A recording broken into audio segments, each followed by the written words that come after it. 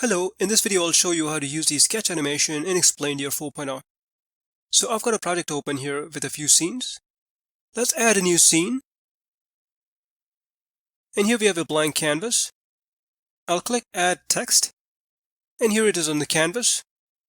I'll change the text to Sketch Animation. I'll change the font to Arimo.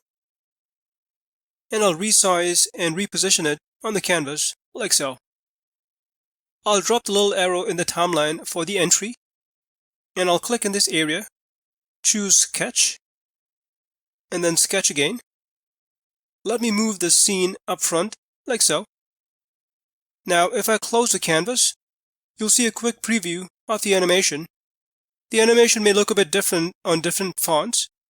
So for example, if we go to the Text tab and change the font to Amatic SC, you can see the difference in the animation.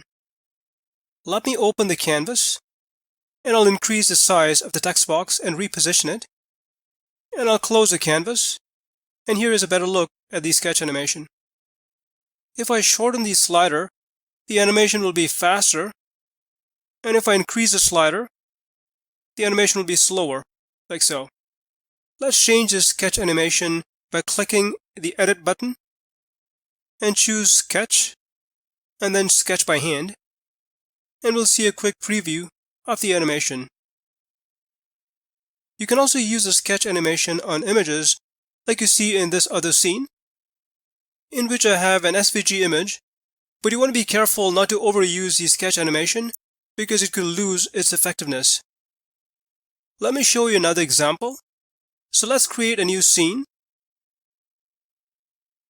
and I'll click Add Bitmap Image. I'll choose from Local Storage, and I'll choose my image and click Open. You'll notice that Explaindio vectorizes the image, and you can use its controls to add more detail to the image and click the Update button like so. So this is what will be used in the sketch animation. I'll make sure that this checkbox is unchecked, and then click Add, and here it is on the canvas. Let me use the Scale Full Screen button, and then I'll close the canvas.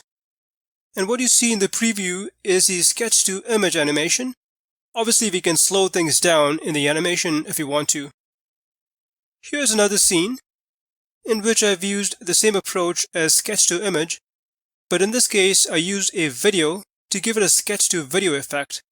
But of course, the effectiveness will depend on the video you use. Well, that's it for now. I'll see you in the next video.